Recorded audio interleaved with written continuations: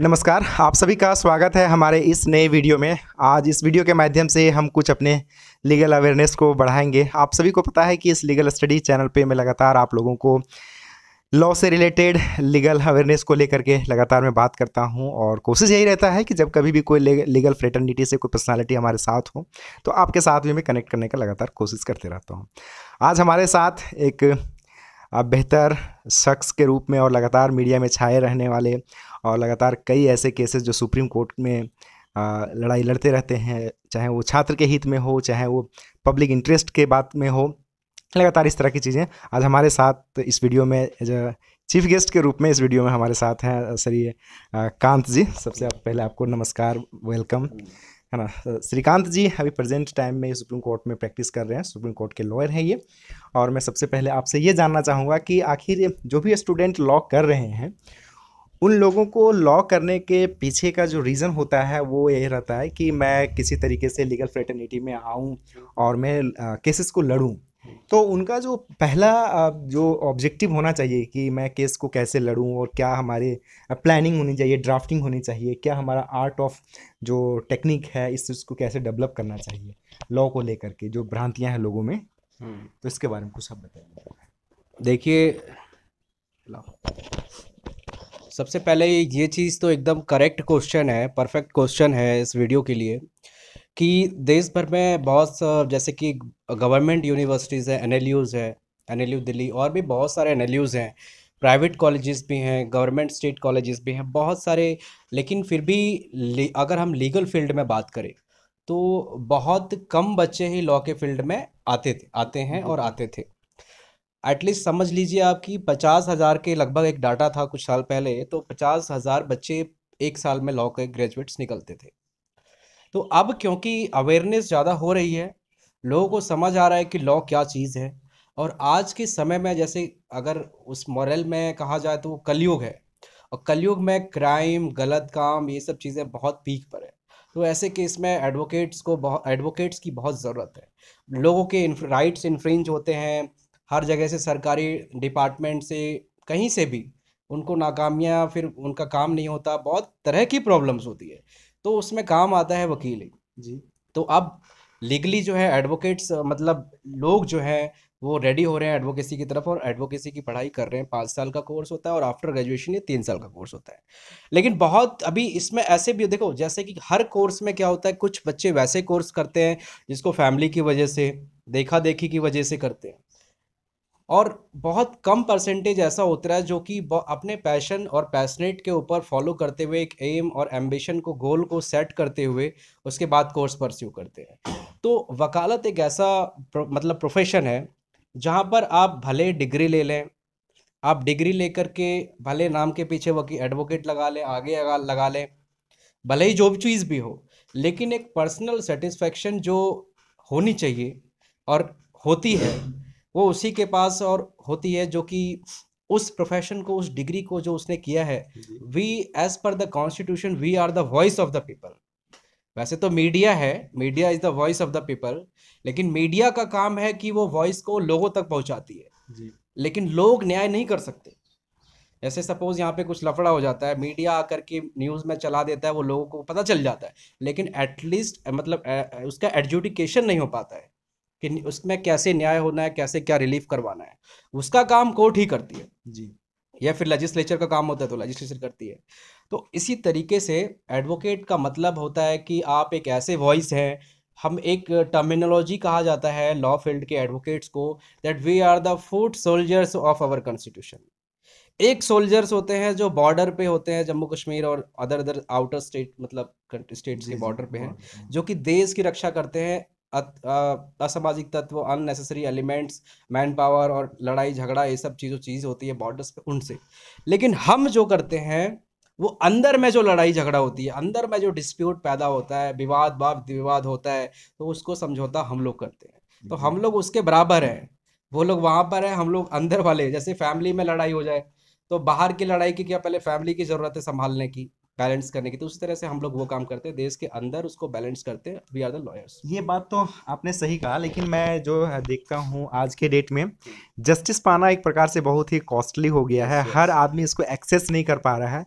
आप अगर एडवोकेट को हायर करते हैं, एडवोकेट आपके जो हैं वो महंगे होते जा रहे हैं, कोर्ट की फीस महंगी होती जा रही है। और साथ ही साथ एक बहुत बड़ी बात है कि डेट पर डेट मिलना, लोगों को जो 39 के अकॉर्डिंग, आर्टिकल 39 के अकॉर्डिंग जो जस्टिस मिलना चाहिए, लीगल एडवाइस मिलना चाहिए फ्री में, ये भी इंश्योर नहीं हो पा रहा। ये कहाँ लेकुना है इस तरह की चीज़ों देखो, पर? हाँ, देखो सबसे बड़ा लैकुना कहाँ पर है कि नंबर ऑफ जजेस जी सबसे बड़ा है। आज देखिए, सुप्रीम कोर्ट ने 2002 में ऑल इंडिया जजेस association versus union of India में जजमेंट पास किया था कि अगले 5 साल, कहने का मतलब है 2007 तक, हर 10 लाख में 50 जज होने चाहिए। This was the judgement. आज 2024 हो गया, लेकिन द करंट स्टेटस इज कि 20 जज हैं हर 10 लाख व्यक्ति में। ठीक है।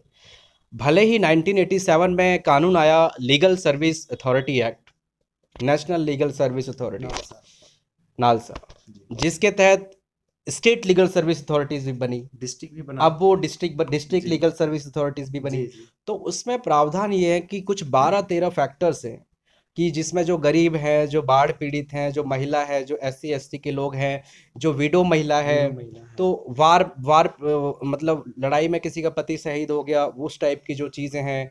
तो बहुत इसमें 12 फैक्टर हैं जिसमें एनुअल इनकम आपकी 1,20,000 साल से कम है। तो ये सब कैटेगरी के लोग क्या कर सकते हैं कि फ्री में इनको गवर्नमेंट, चाहे डिस्ट्रिक्ट का केस हो तो district legal service authority, high court का केस हो तो high court legal service authority, supreme court का केस हो तो supreme court legal service authority बने हुए हैं। इनमें एडवोकेट्स कैसे जाते हैं? इनमें एडवोकेट्स का एग्जाम होता है, इंटरव्यू होता है, एक्सपीरियंस होता है, तब जाकर के फिल्टर होकर के इन जो अथॉरिटीज है लीगल सर्विस, इनमें जाते हैं। इस बारे में लोगों को जानकारी नहीं होती है, लोगों को। तो उसी वजह से वो प्राइवेट, नहीं भी पैसे हैं तब भी वो घर जमीन बेच के, जेवरात बेच के और वकील करते हैं। वकील करते हैं। तो वो प्रोविज़न वहाँ पर है कि आपके लिए, आप देखते होंगे कि कपिल सिब्बल, मुकुल रोहतगी, उनके कुछ ऐसे केस होते हैं जहाँ वो बहुत गरीब सड़क वाला आदमी है, उसका केस भी लड़ रहे हैं। किस बेसिस पे? इसी बेसिस इसी पे। बेसिस पे। Supreme court legal service authority है। आप उसमें अपना एप्लीकेशन फाइल करिए, आपका सुप्रीम कोर्ट में केस है तो आप उसके पैरामीटर में फिट आते हैं, आपको सुप्रीम कोर्ट वकील देगा। आपको झारखंड हाई कोर्ट में केस करना है, आप उसके फिट आते हैं कैटेगरीज में, Jharkhand high court legal service authority में आप जाइए, वहाँ पर आप एप्लीकेशन दीजिए, वहाँ पे आपको मिलेगा। आपको डिस्ट्रिक्ट में करना है, हजारीबाग कोर्ट में करना है, आप डिस्ट्रिक्ट लीगल सर्विस अथॉरिटी में जाइए, वहाँ पे आपको। तो ये कहना कि देखो महंगा तो है, लेकिन उसके लिए प्रोविजंस भी बने हुए हैं। हर व्यक्ति को वकील और ये सब प्रोवाइड करना है, सरकार ने इसका प्रोविजन बनाया हुआ है। और आर्टिकल 39 जो कॉन्स्टिट्यूशन का है, A39A, ये हाँ।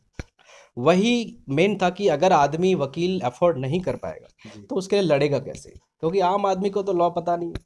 जब लड़ेगा नहीं तो उसको फिर जस्टिस कहाँ मिल पाएगा? एक तरफा बहस होगी, वो सिब्बल, कपिल सिब्बल को ले आया, इसके पास वकील नहीं है। तो वैसे केस के लिए प्रोविज़न है यहाँ पे, ठीक है। तो महंगा तो चीज़ें होती जा रही है, अब जो महंगे लोग हैं वो महंगे एडवोकेट्स कर रहे हैं।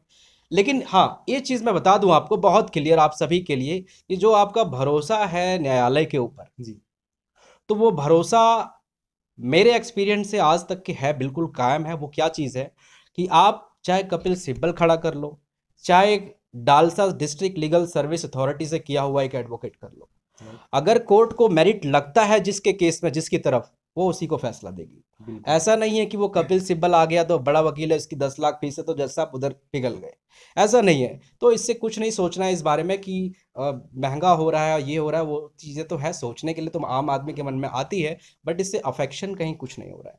आप देखिए आज बड़े बड़े नेता, देखो क्या होता है कि बड़े जब कंप्लेंट किसी के खिलाफ केस करते हैं तो उस पर एक्शन होता है। जी अब आप कहते होंगे कि पैसे वाले लोग बच जाते हैं और गरीब लोग फंस जाते हैं। वो कहना क्या है, उसका इम्प्लाइड क्या है कि पैसे वाले लोगों के ऊपर कोई केस नहीं कर पाता, क्योंकि वो, देखो केस कौन करेगा? तो डिपार्टमेंट, ऑर्गेनाइजेशन, एग्जीक्यूटिव करेगा, या तो कोई व्यक्ति करेगा। तो व्यक्ति चाहता है कि अपनी सीधी जिंदगी में क्यों मैं किसी से पढ़ने जाऊँ। एडमिनिस्ट्रेटिव जो है उससे डर जाता है, लेजिस्लेचर से, चाहे विधायक चाहे सांसद लोगों से।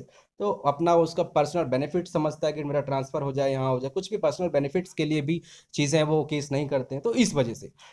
तो इस तरह के केसेस में मैं समझना चाहूँगा आपसे कि जब इस तरह का मसला हो कि जैसे यहाँ पे ऑडी ऑल्ट्रम पाट्रम या फिर नेचुरल जस्टिस की जो बात हम करते हैं, तीन केस। तो यहाँ पे जैसे समटाइम कि कोई अगर उसमें केस नहीं किया, अब देख रहे हैं कि ये लेजिस्लेटिव बॉडी का पार्ट है, थोड़ा अपने पैसे वाले हैं, तो क्या इसमें कोर्ट को सुमोटो लेने का क्या मतलब कि किस संदर्भ में ले सकते हैं बिल्कुल। जब इस तरह की चीज़ें देखो ऐसा है कि भारत में हर एक न्यायालय के पास, चाहे वो सिविल केस हो, चाहे क्रिमिनल केस हो, चाहे कॉन्स्टिट्यूशनल केस हो, चाहे कोई भी केस हो, कोई भी कोर्ट हो, सभी में प्रोविज़न दिए गए हैं। अगर आप क्रिमिनल केस की बात करते हैं तो सीआरपीसी में, कोड ऑफ क्रिमिनल प्रोसीजर में सेक्शन 190 दिया हुआ है, सब क्लॉज सी, जहाँ कहता है कि कोर्ट अपने से सुमोटो से किसी भी क्रिमिनल केस जो क्राइम हुआ है उसके पर्टिकुलर एरिया में, उसमें वो खुद कॉग्निजेंस ले सकता है। किसी ने शिकायत करी हो चाहे ना करी हो, अखबार से उसको कान में सुनाई आ गई, जज साहब को कहीं घटना हो गया है, उस पर ले सकता है। इसी तरह से हाई कोर्ट है, हाई कोर्ट भी सो मोटो लेता है। आप देखेंगे कोविड में कितने केसेस सो मोटो लिए। High court, Jharkhand high court, कई केसेस, झारखंड नहीं हर स्टेट का हाई कोर्ट, जब भी कोई लगता है कि जनहित का मुद्दा है, बड़ा मुद्दा है, तो वो खुद से उस केस को ले सकता है। सुप्रीम कोर्ट भी सो मोटो लेता है। अगर आपके कहीं से हाई कोर्ट को मालूम चला कि ये पॉलिटिशियन या ये नेता, इसके पास इतना एसेट्स है, कहीं से भी खबर पहुंच जाती है, कुछ भी इलीगल है, ये है वो है, वो कॉग्निजेंस ले सकता है। आपको अगर आप ध्यान आकर्षित कर देते हैं, वो ले सकता है, पावर है और लेते भी हैं।